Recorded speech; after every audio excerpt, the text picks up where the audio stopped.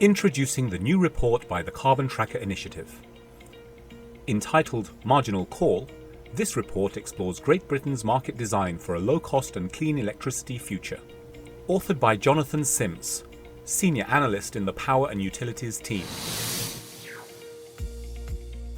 In Carbon Tracker's latest report, Marginal Call, we set out to explore whether the time has come for a shift in the way that power generation is priced in Britain's wholesale power market, given the extreme disruption and price spikes that we've seen over the past 2 years. The market has, since the early 1990s, operated under a marginal pricing design structure, which dictates that the market price is set by the highest priced power stations that have successfully bid into the market.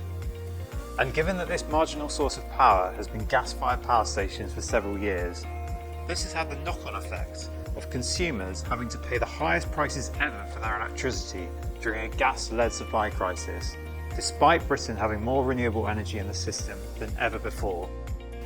We modelled an alternative, split market design, which separates the pricing of power produced by wind and solar farms from that of other sources, to allow for greater influence on final prices from renewables.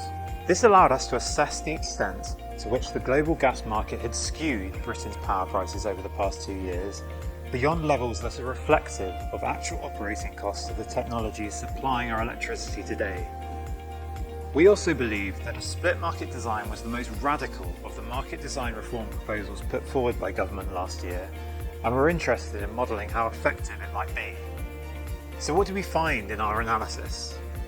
Well, when Britain's total net power procurement expenditure is priced in this way, it turns out some £7.2 billion lower for the 2021-22 period, representing what could have potentially been saved by both investors and the overall economy if measures had been in place to protect the electricity market from global gas market influence. However, we also found that while a split market design allows for a picture of potential cost savings when the gas market's influence on the power market is diminished, such a design would only deliver long-term cost savings if gas prices remain at historic highs for a sustained period.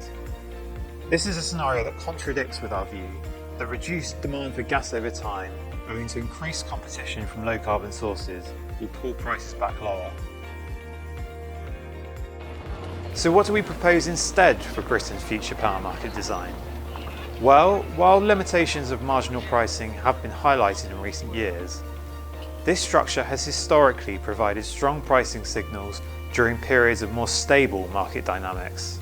With there appearing to be no guaranteed economic benefit of a shift away from this market design, we recommend retaining the existing structure but introducing measures around it, such as possible hedging obligations for utilities for their future fuel costs to protect against future gas market influence, as well as reforms to CFD contracts to encourage continued investor confidence in the renewable sector. For deeper analysis, we invite you to download our free Marginal Call report from the Carbon Tracker website.